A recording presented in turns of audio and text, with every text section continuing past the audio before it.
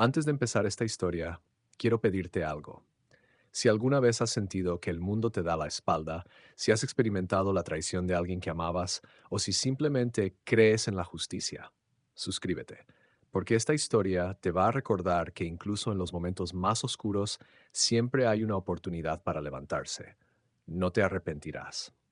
La noche en que Emilio Milo Pérez descubrió la verdad, el cielo de Buenos Aires lloraba con una intensidad que parecía arrancar pedazos del asfalto. Las gotas golpeaban los ventanales del salón diplomático como pequeños puños de rabia, y él, vestido con su uniforme blanco de cocina manchado de salsa de tomate y aceite de oliva, observaba desde la puerta de servicio cómo su mundo se desmoronaba en cámara lenta. Camila reía.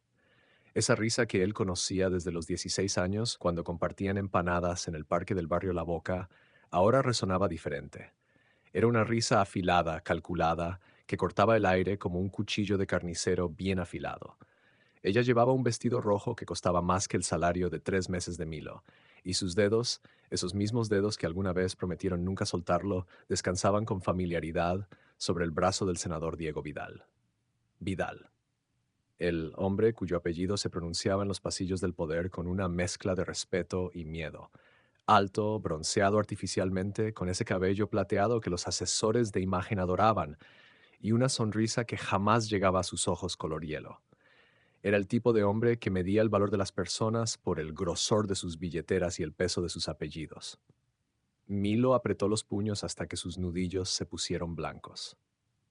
El anillo de compromiso que Camila había aceptado apenas 6 meses atrás, un anillo modesto que le había costado ahorrar durante 2 años, ya no estaba en su dedo. En su lugar brillaba un diamante del tamaño de una avellana que probablemente costaba lo mismo que la casa donde creció Milo. ¿Cuánto tiempo? Susurró para sí mismo, aunque sabía que nadie podía escucharlo sobre el murmullo de las conversaciones diplomáticas y el tintineo de las copas de champán. Pérez, ¿qué diablos haces ahí parado como un espantapájaros? La voz áspera de Chef Mauricio lo sacó de su trance. Los canapés de salmón no se van a servir solos. Muévete, carajo. Milo paradeó, tragando el nudo que se había formado en su garganta como un trozo de carne mal masticada. Agarró la bandeja de plata con las manos temblorosas y se adentró en el salón, convirtiéndose en uno más de los fantasmas invisibles que servían a la élite. La residencia del embajador era un edificio que parecía arrancado directamente de un cuento de hadas europeo, con sus techos altos decorados con frescos del siglo XIX, candelabros de cristal que colgaban como lágrimas congeladas en el tiempo y pisos de mármol tan pulidos que podías ver tu reflejo en ellos. Para los invitados era un símbolo de elegancia y poder. Para Milo, era simplemente el lugar donde se partía el lomo 12 horas al día tratando de reconstruir lo que su familia había perdido. Porque la familia Pérez no siempre había sido pobre. Su padre, Joaquín Pérez, había sido dueño de una próspera fábrica textil en las afueras de Buenos Aires. Empleaba a más de 200 personas y su nombre era sinónimo de calidad y honestidad. Pero hace 5 años, todo cambió. Un nuevo tratado comercial, negociado precisamente por el entonces subsecretario Diego Vidal, abrió las puertas a textiles asiáticos que inundaron el mercado a precios imposibles de competir. En cuestión de meses, pedidos cancelados, clientes perdidos, deudas acumuladas. La fábrica cerró, los empleados quedaron en la calle. Su padre tuvo un infarto que lo dejó en silla de ruedas, y Milo tuvo que abandonar la Universidad de Ingeniería para ponerse a trabajar. Ahora, mientras circulaba entre diplomáticos borrachos y empresarios con corbatas que costaban más que su renta mensual, Milo se recordaba por qué seguía aquí. No era solo por el sueldo, aunque Dios sabía que lo necesitaba. Era por algo más profundo. Una promesa silenciosa que le había hecho a su padre la noche que lo encontró llorando en su silla de ruedas, mirando viejas fotos de la fábrica. Algún día, papá, vamos a recuperar nuestro apellido, te lo juro. Disculpe, joven. Milo levantó la vista. Un hombre de mediana edad, con traje gris impecable y el pindín de identificación de delegación peruana en la solapa, le sonreía cortésmente mientras tomaba un canapé. Gracias. Excelente presentación, dijo el hombre en un español con un dejo andino que Milo reconoció inmediatamente. De nada, señor. Buen provecho. Siguió circulando, pero algo en el acento del peruano le había despertado recuerdos. Recuerdos de cuando tenía 8 años y su padre lo llevaba en viajes de negocios por Sudamérica. Habían pasado semanas en pequeños pueblos de los Andes, donde Joaquín compraba lanas de alpaca directamente de los tejedores loores locales. Milo jugaba con los niños del lugar, aprendía sus canciones, sus juegos, sus palabras. Su padre siempre decía, Milo, conocer a la gente es más importante que conocer los números en un balance. La gente te enseña quién eres realmente. Qué irónico.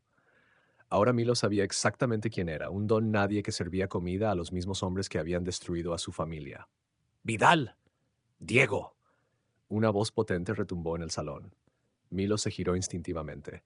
El embajador Ramírez, un hombre corpulento con bigote espeso y una risa que sonaba como truenos, se acercaba a Vidal con los brazos abiertos.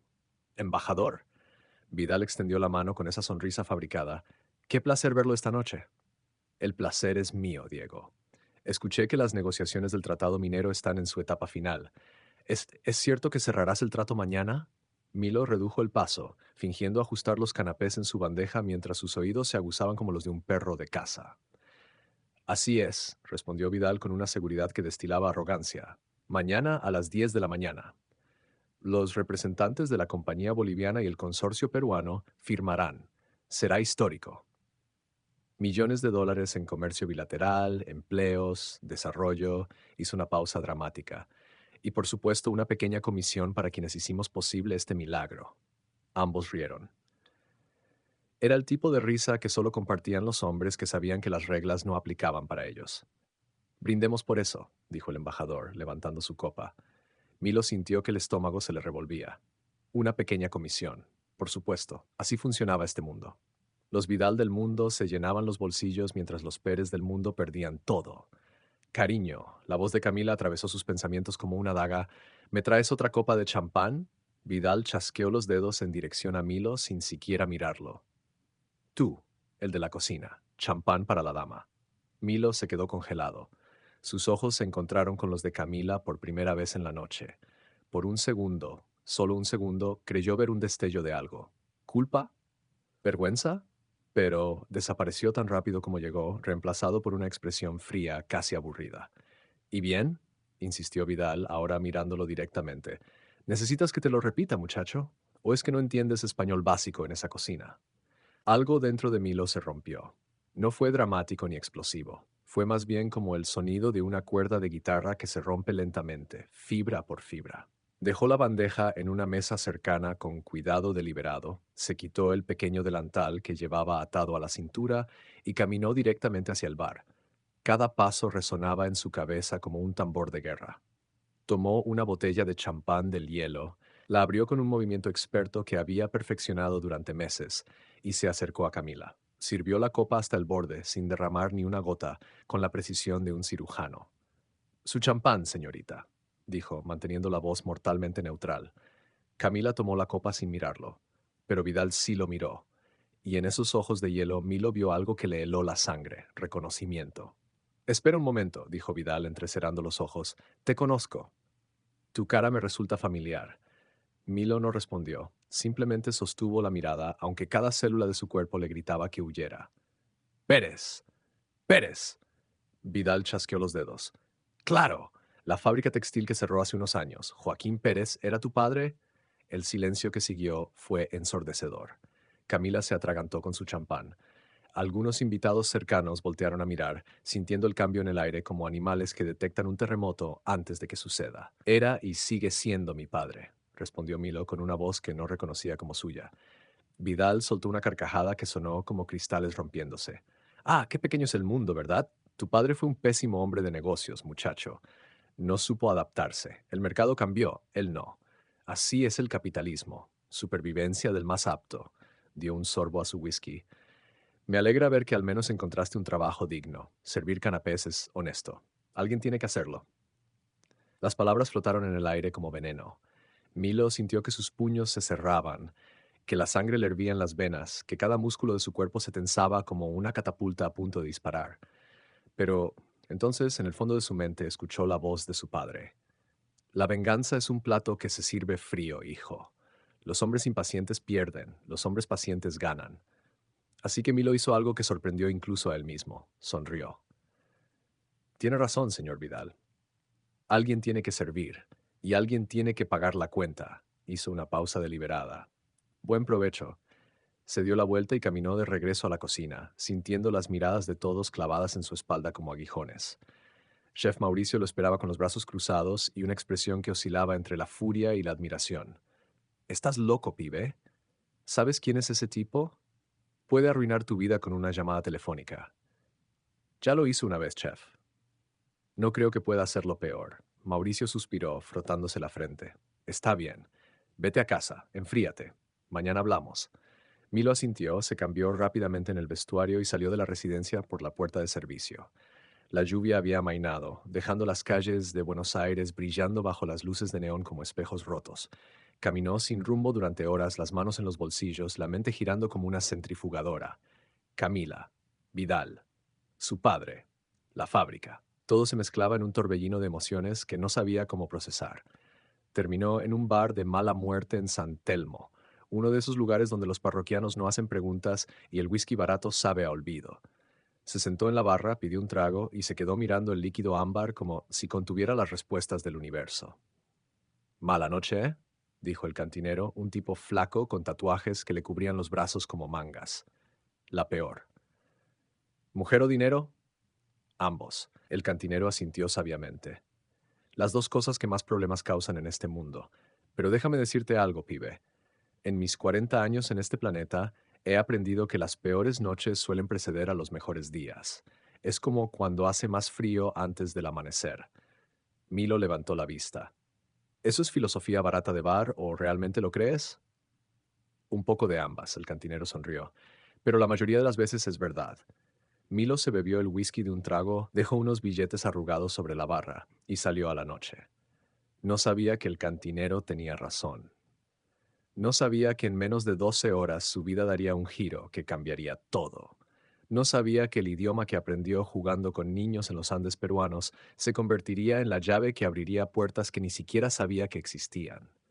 Porque a veces el universo tiene un sentido del humor retorcido. Y a veces las habilidades más inesperadas son las que terminan salvándote. Mientras Milo caminaba bajo el cielo estrellado de Buenos Aires, con el corazón roto y el orgullo herido, el destino ya estaba preparando el tablero para el siguiente movimiento. Y Diego Vidal, con toda su arrogancia y poder, no tenía ni idea de que el simple muchacho de cocina estaba a punto de convertirse en su peor pesadilla. La pregunta no era si Milo tendría su oportunidad. La pregunta era qué haría cuando la tuviera. El despertador de Milo sonó a las 5 de la mañana con la sutileza de una alarma de incendios. Estiró el brazo desde debajo de las sábanas gastadas y golpeó el botón con más fuerza de la necesaria, dejando que el silencio volviera a llenar su pequeño apartamento en Barracas. No había dormido. Cada vez que cerraba los ojos, veía la sonrisa burlona de Vidal, la mirada vacía de Camila, el brillo de ese maldito diamante en su dedo. Era como si alguien hubiera grabado esas imágenes en sus párpados con un hierro candente.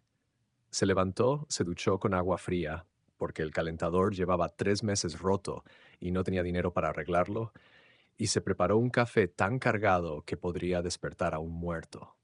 Mientras lo bebía de pie frente a la ventana que daba al callejón sucio donde los gatos callejeros peleaban por sobras de comida, su teléfono vibró. Era un mensaje de su madre. Tu padre preguntó por ti esta mañana. Dice que anoche soñó que volabas. ¿Estás bien, mi hijo?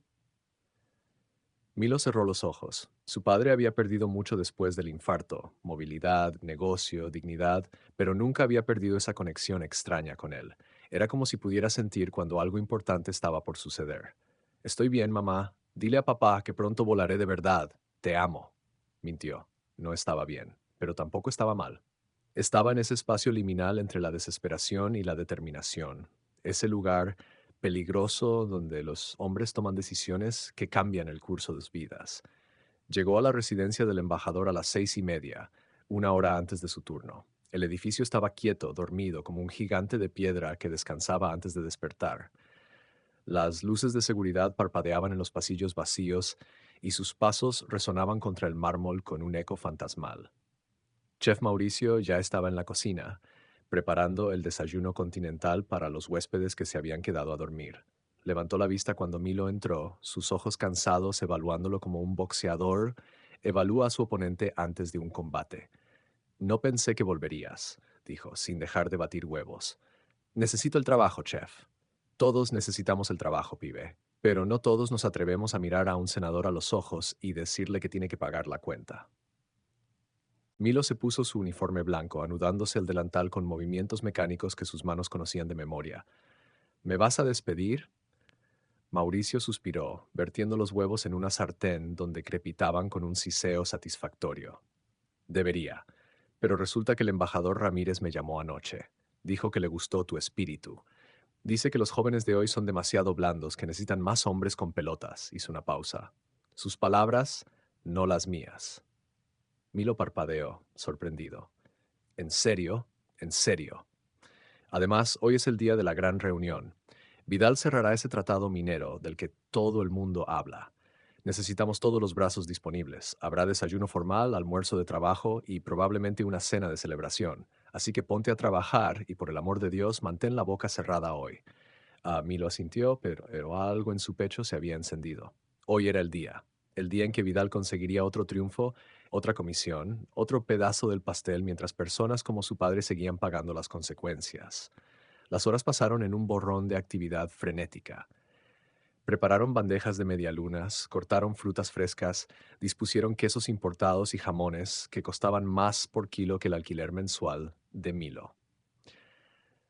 A las 9 de la mañana, los invitados comenzaron a llegar. Primero llegó la delegación boliviana, 3 hombres de traje oscuro con maletines de cuero y expresiones serias. Luego la delegación peruana, 4 personas, incluyendo al hombre que Milo había visto la noche anterior, el de mediana edad con el acento andino. Y finalmente, Vidal, llegando con 15 minutos de retraso porque los hombres poderosos siempre llegan tarde para demostrar que el tiempo de los demás no vale nada. Venía acompañado de su equipo, 2 abogados que parecían tiburones vestidos de Armani, una traductora rubia que llevaba gafas de diseñador, y Camila. Por supuesto que trajo a Camila. Ella llevaba un traje sastre color crema que probablemente costaba el salario de seis meses de Milo, y su cabello caía en ondas perfectas sobre sus hombros. Parecía una ejecutiva de revista, no la chica que solía robar besos en las escaleras del metro. Cuando sus ojos se cruzaron, porque el universo es cruel y siempre obliga a estas coincidencias, ella apartó la mirada tan rápido que podría haber ganado una medalla olímpica en evasión visual. La reunión se llevó a cabo en el Salón Azul, una habitación ornamentada con cortinas de terciopelo y una mesa de caoba tan grande que parecía haber sido tallada de un solo árbol antiguo. Milo y otros 2 meseros fueron asignados para servir café, agua y lo que fuera que los señores importantes necesitaran mientras decidían el destino de miles de empleos y millones de dólares. Vidal presidía la mesa con la postura de un emperador. Hablaba con esa seguridad irritante de alguien que nunca ha sido rechazado, nunca ha perdido, nunca ha tenido que preguntarse si podrá pagar el alquiler el mes siguiente. Señores, comenzó con una sonrisa que no llegaba a sus ojos, hoy es un día histórico. Este tratado no solo fortalecerá las relaciones comerciales entre nuestros países, sino que abrirá puertas a oportunidades sin precedentes. Estamos hablando de inversiones por valor de 300 millones de dólares en el sector minero, con proyección de crecimiento. Milo dejó de escuchar. Se movía por la habitación como un fantasma, rellenando tazas de café, retirando platos vacíos, siendo invisible. Así es como funcionaba su mundo. Él veía todo, pero nadie lo veía a él. Excepto que hoy algo era diferente. El representante peruano, Milo había escuchado que se llamaba Don Augusto Mamani, parecía incómodo. Movía papeles de un lado a otro, fruncía el ceño mientras leía las cláusulas del tratado, y cada tanto intercambiaba miradas con sus colegas que claramente decían, algo no cuadra aquí. Disculpe, señor Vidal, interrumpió don Augusto, su acento andino más pronunciado cuando estaba nervioso. Hay una cláusula en la sección 7 que nos preocupa. Habla sobre los porcentajes de distribución de ganancias, pero la redacción es ambigua. Vidal hizo un gesto desdeñoso con la mano. Es lenguaje legal estándar, don Augusto. Mi equipo ha revisado cada coma. Puede estar tranquilo. Pero don Augusto no parecía tranquilo. Miró a sus colegas, luego a los documentos, y entonces hizo algo inesperado. Sacó su teléfono y marcó un número. Habló en un idioma que Milo reconoció inmediatamente. Quechua. pero no era el quechua estándar que se enseña en las escuelas o que los turistas aprenden para visitar Machu Picchu. Era un dialecto específico de la región de Cusco, mezclado con giros idiomáticos que solo alguien que hubiera vivido allí o pasado tiempo significativo con las comunidades locales podría entender. La traductora rubia parpadeó, confundida. Vidal frunció el ceño. Los abogados se miraron entre sí con expresiones de ¿qué carajos está pasando? Don Augusto seguía hablando por teléfono, su voz subiendo y bajando en cadencias que sonaban casi musicales. Cuando colgó, se dirigió a Vidal con una expresión que era mitad disculpa, mitad desafío. Señor Vidal, acabo de hablar con nuestro Consejo de Ancianos. Ellos tienen preocupaciones específicas sobre cómo este tratado afectará a las comunidades indígenas que viven en las zonas mineras. Me han pedido que transmita sus inquietudes, pero hizo una pausa buscando las palabras. Es complicado. Hay conceptos en nuestra lengua que no tienen traducción directa al español. Vidal se inclinó hacia adelante, su paciencia claramente agotándose. Don Augusto, con todo respeto, estamos aquí para hablar de negocios, no de antropología. Si tiene preocupaciones legales específicas, expréselas en español y las discutiremos. Es que no puedo, insistió don Augusto. Lo que ellos me piden involucra un concepto que llamamos AINI. Es más que reciprocidad. Es un pacto sagrado de balance comunitario. No es solo dar y recibir, es mantener el equilibrio del mundo. Si este tratado rompe el AINI, las consecuencias, la traductora intentó traducir al inglés, pero se trabó, buscando palabras que no existían. Los abogados tomaban notas frenéticamente, pero sus caras dejaban claro que no entendían nada. Vidal lucía como si estuviera a punto de explotar. Y entonces don Augusto hizo algo que nadie esperaba. Se giró hacia sus colegas y comenzó a hablar en ese dialecto quechua otra vez, pero esta vez más rápido, más apasionado, usando metáforas sobre montañas, ríos y pactos con la tierra que hicieron que Vidal golpeara la mesa con frustración. ¡Suficiente!, rugió. O hablamos en un idioma que todos entendamos, o esta reunión termina aquí. El silencio que siguió fue tenso como una cuerda de violín a punto de romperse, y fue en ese silencio cuando Milo, quien había estado de pie junto a la puerta con una jarra de agua, escuchó su propia voz diciendo, «Yo puedo traducir». Todas las cabezas se giraron hacia él como si acabara de materializarse de la nada. Vidal lo miró con una mezcla de incredulidad y furia. Camila abrió la boca en shock, los abogados fruncieron el ceño, la traductora rubia parecía ofendida, pero don Augusto lo miró con algo que parecía esperanza. ¿Hablas quechua?, preguntó en español, con cautela. Runasimi, respondió Milo usando el nombre nativo del idioma, específicamente el dialecto de Cusco. Mi padre hacía negocios en la región cuando yo era niño. Pasé varios veranos allí. Vidal se rió, pero era una risa sin humor. Oh, esto es perfecto. El muchacho de la cocina ahora resulta ser lingüista. ¿Qué sigue? ¿Nos vas a decir que también eres abogado internacional? Milo ignoró el sarcasmo y mantuvo su mirada fija en don Augusto. Si me permite, señor, puedo escuchar lo que el Consejo de Ancianos le dijo y traducirlo de manera que todos aquí comprendan no solo las palabras, sino el significado detrás de ellas. Don Augusto intercambió miradas con sus colegas. Hubo una conversación silenciosa entre ellos, el tipo de comunicación que solo viene de años de trabajar juntos. Finalmente asintió. Está bien, pero necesito que entiendas que esto es sagrado. No son solo palabras de negocios. Es sobre nuestra gente, nuestra tierra, nuestro futuro. Entiendo, dijo Milo, y lo decía en serio. Vidal hizo un gesto exasperado. Embajador Ramírez, esto es ridículo. No podemos basar negociaciones de millones de dólares en la traducción de un empleado de cocina que dice saber un dialecto oscuro. Déjalo intentar, interrumpió el embajador, que había estado observando todo desde su silla al final de la mesa con expresión fascinada. ¿Qué perdemos? Si no funciona, continuamos con la traductora profesional, pero si funciona, se encogió de hombros, entonces resolvemos esto de una vez. Vidal apretó la mandíbula tan fuerte que Milo pudo ver el músculo pulsando, pero asintió con rigidez. Don Augusto se aclaró la garganta y comenzó a hablar. Pero esta vez no era solo hablar. Era como si estuviera contando una historia ancestral, sus manos moviéndose en el aire trazando formas invisibles, su voz subiendo y bajando con ritmos que hablaban de montañas, de ríos que corrían desde antes de que hubiera nombres para ellos, de pactos entre el cielo y la tierra. Milo cerró los ojos por un momento, dejando que las palabras lo transportaran. No había escuchado ese dialecto en años, pero estaba todo ahí, guardado en algún rincón de su memoria, como canciones que tu madre te cantaba de niño. Las palabras volvieron a él. Aini, Minka, Tinkui, conceptos de reciprocidad, trabajo comunitario, encuentro de opuestos. Cuando don Augusto terminó, todos esperaban. La habitación estaba tan silenciosa que Milo podía escuchar su propio corazón latiendo. Abrió los ojos y comenzó a traducir.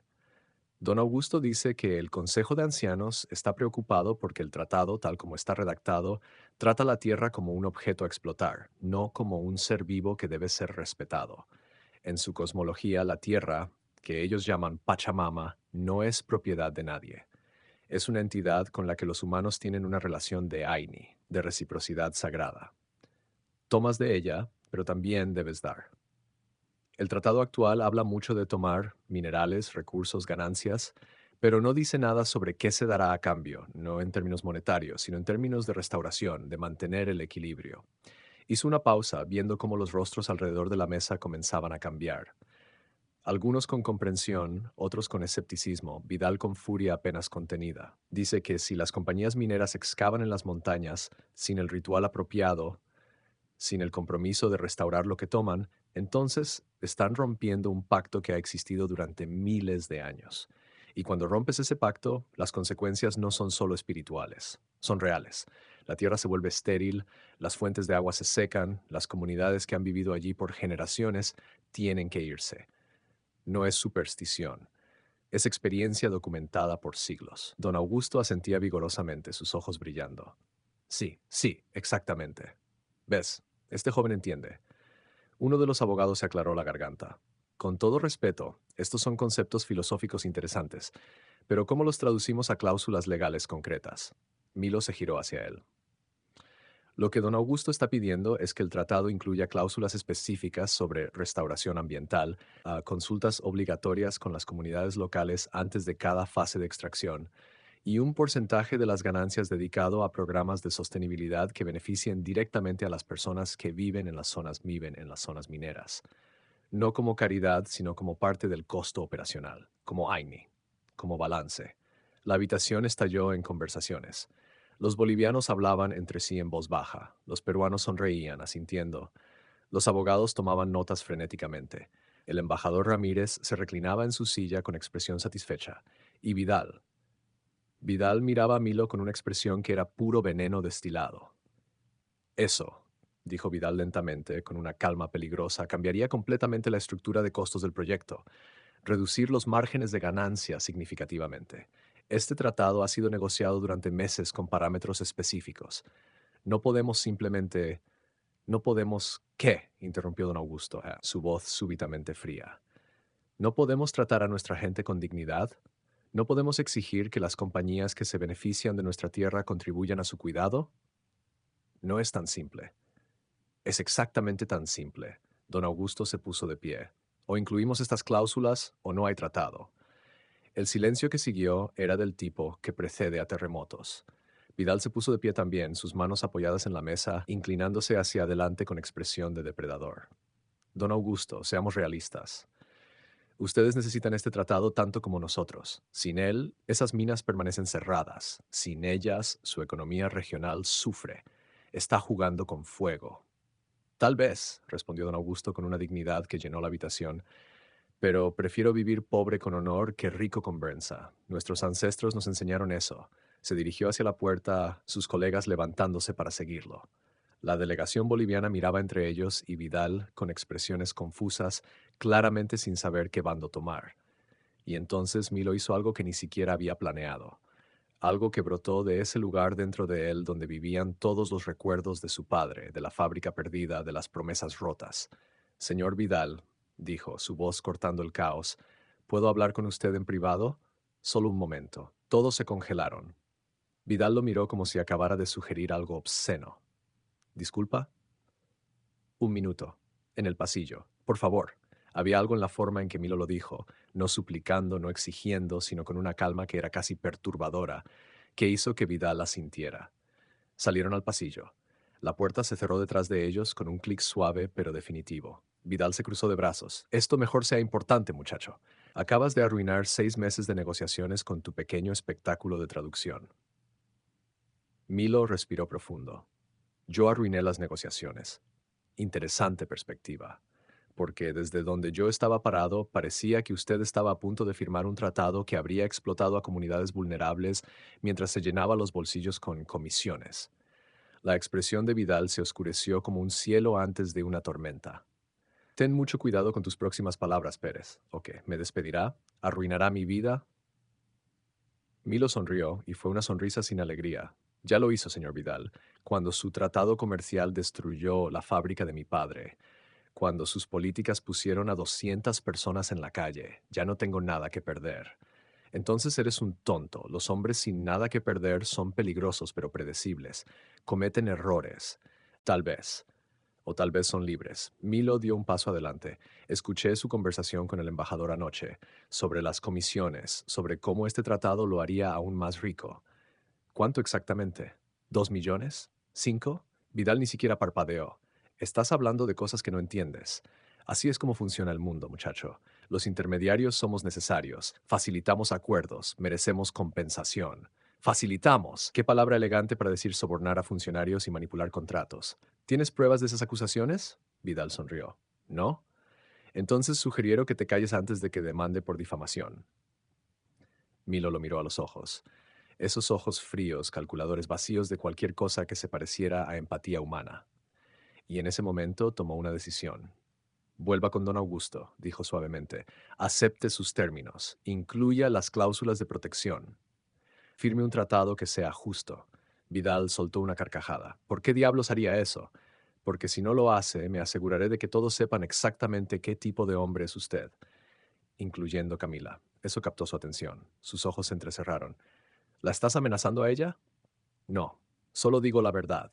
Ella cree que usted es un hombre de honor, un líder, alguien digno de su futuro. Pero ¿qué pensaría si supiera que su riqueza viene de explotar a los pobres? Que su éxito está construido sobre las ruinas de familias como la mía. Ella no te creería. Eres un don nadie celoso que no pudo darle la vida que merece. Tal vez, o tal vez la conozco mejor que usted. Porque verá, señor Vidal, Camila tiene muchos defectos. Es ambiciosa, superficial a veces y claramente hace malas elecciones en hombres.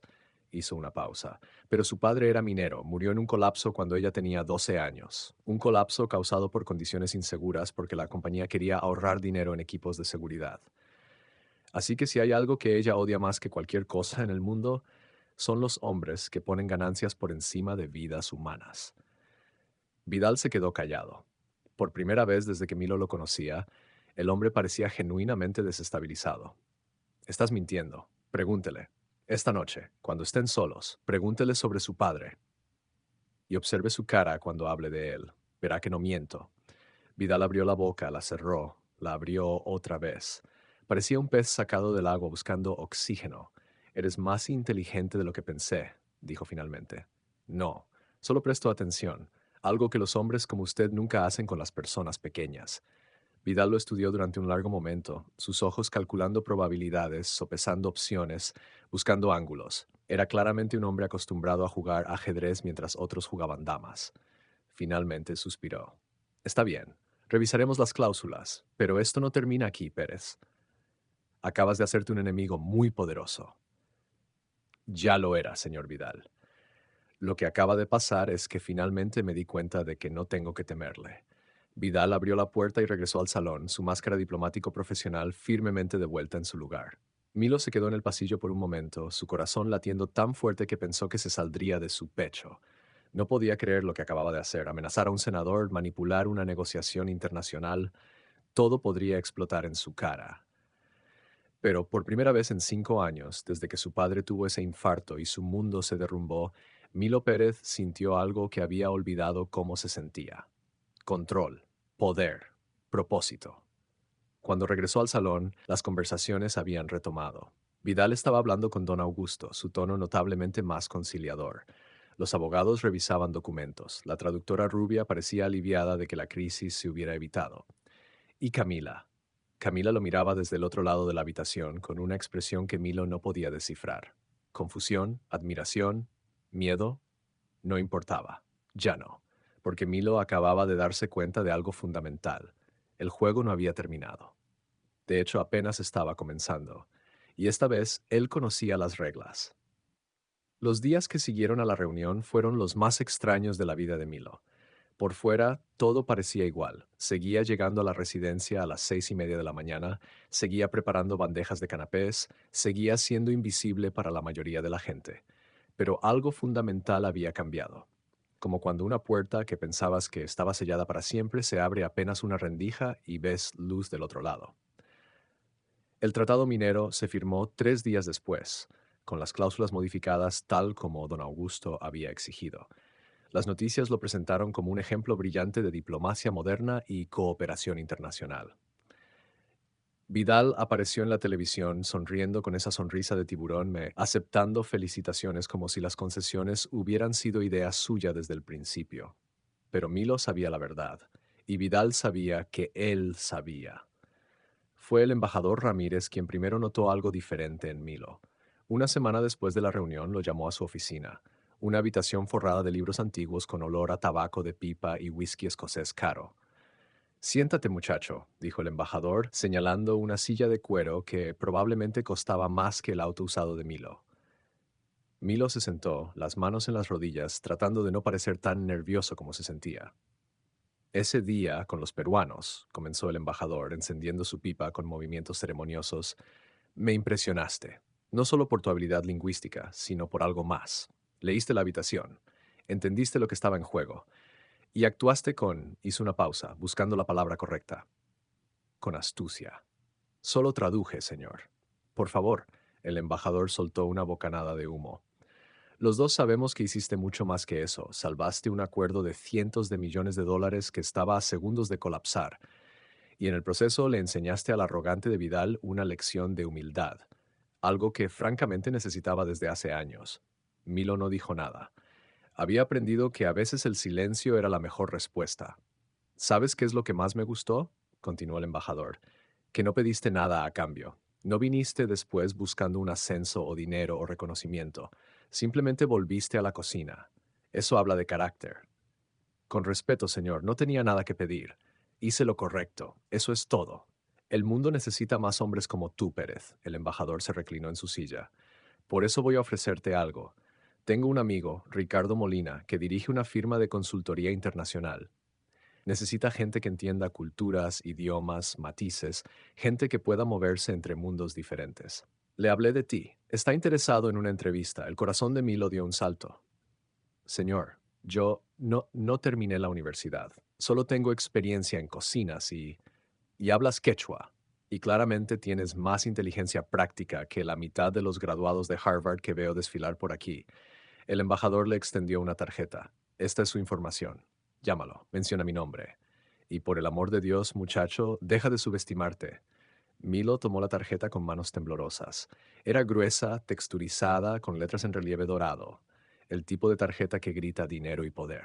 Gracias, señor, no sé qué decir. No digas nada. Solo no desperdicies esta oportunidad.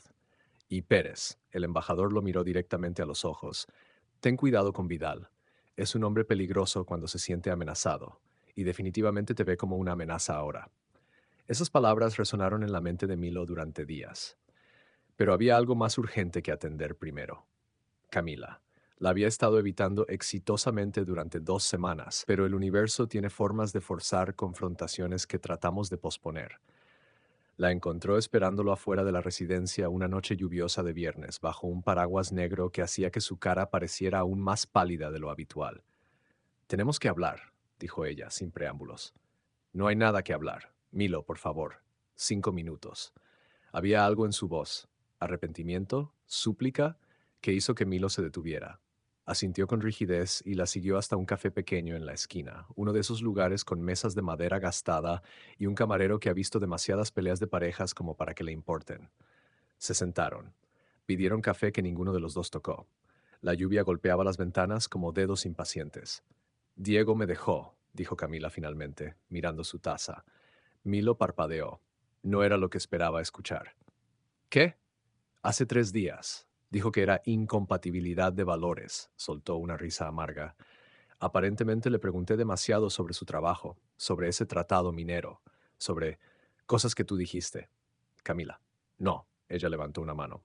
Déjame terminar. Tienes razón sobre mí. Siempre la has tenido. Soy superficial, ambiciosa, egoísta. Cuando Diego apareció con su dinero y su poder y sus promesas de una vida mejor, no pensé dos veces. Te cambié por un traje caro y una cuenta bancaria abultada. ¿Por qué me cuentas esto?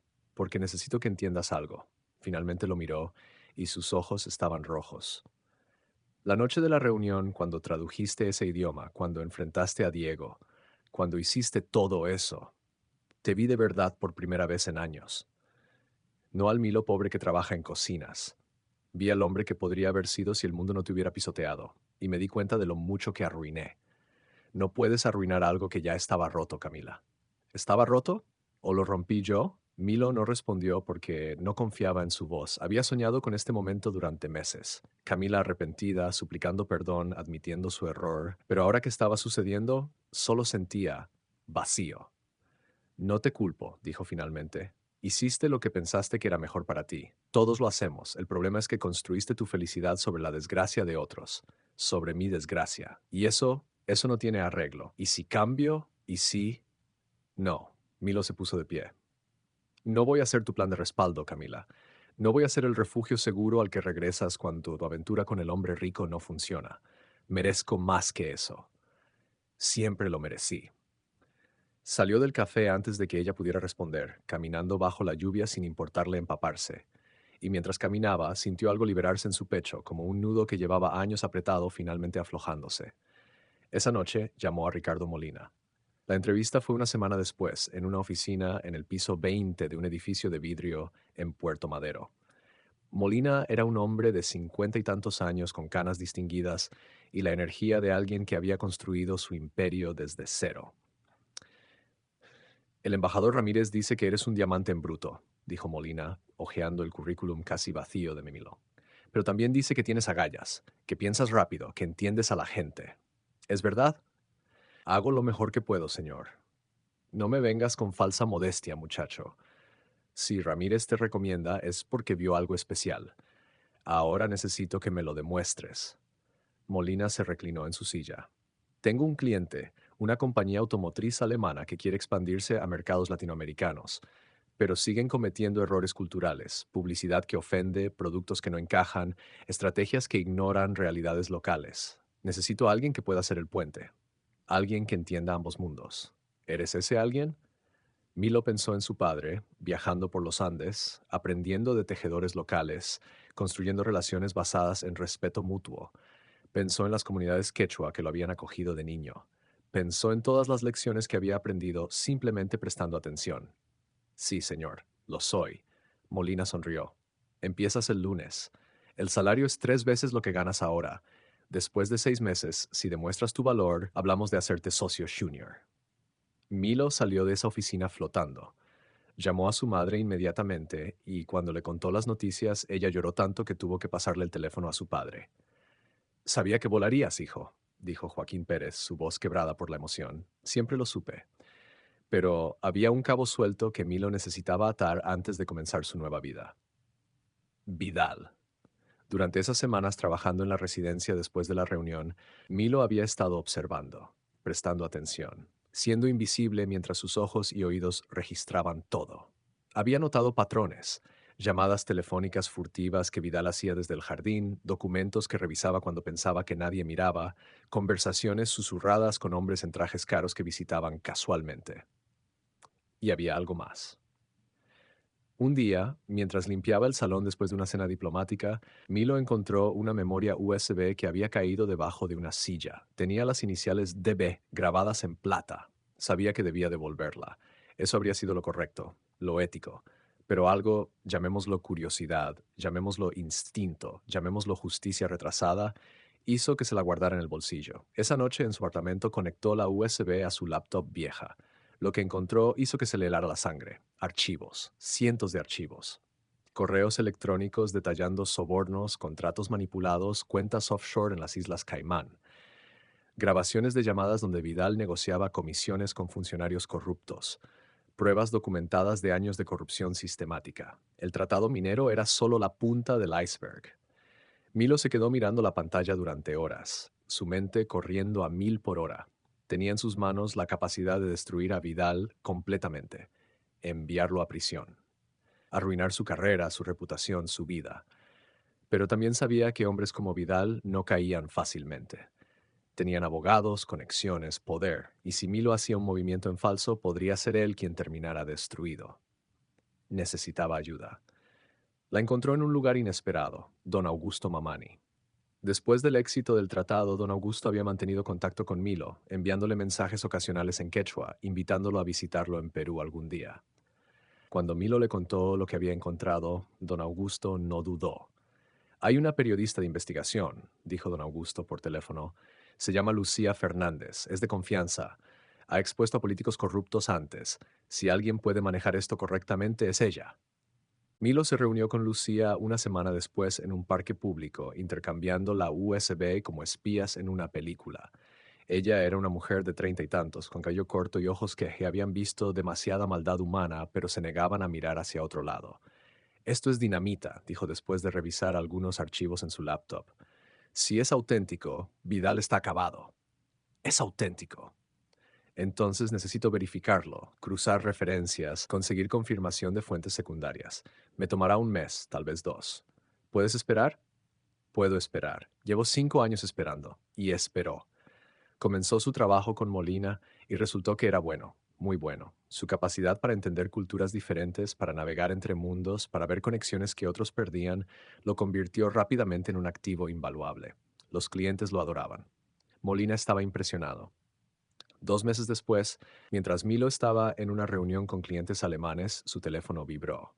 Un mensaje de Lucía. Enciende las noticias, Canal 7. Ahora. Le pidió disculpas a los clientes y salió de la sala de conferencias. Encontró una televisión en la sala de espera, y allí estaba. Escándalo de corrupción, senador Diego Vidal enfrenta cargos por sobornos y malversación. La cara de Vidal llenaba la pantalla seguida de gráficos mostrando flujos de dinero ilegal, grabaciones de audio, documentos comprometedores. Lucía había hecho un trabajo brillante, presentando la evidencia de manera clara e irrefutable. Milo se quedó mirando la pantalla, sin poder creer que finalmente estaba sucediendo. Justicia. Real, tangible, verificable. Su teléfono sonó. Era un número desconocido. Fuiste tú. La voz de Vidal era apenas un susurro ronco. Tenías mi USB. Todo este tiempo. Sí, me destruiste. No, corrigió Milo. Usted se destruyó a sí mismo. Yo solo me aseguré de que enfrentara las consecuencias. Hubo un largo silencio. ¿Esto te hace sentir mejor? ¿Vengarte me devuelve lo que perdiste? Milo pensó en su padre, ahora capaz de pagar mejor tratamiento médico con el dinero que Milo ganaba.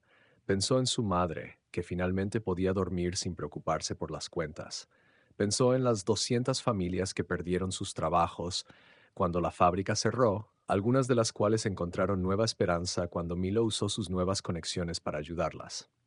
No me devuelve nada, dijo finalmente, pero evita que le hagas lo mismo a otros. Y eso, señor Vidal, es suficiente. Colgó antes de que Vidal pudiera responder. 6 meses después, Milo estaba de pie en el pequeño jardín trasero de la casa de sus padres en las afueras de Buenos Aires, a una casa nueva que había podido comprar con su primer bono como socio junior de la firma. Su padre estaba en una silla de ruedas junto a él, pero sonreía más que en años. ¿Recuerdas cuando te dije que algún día recuperaríamos nuestro apellido? Preguntó Milo. Lo recuerdo. Lo hicimos, papá.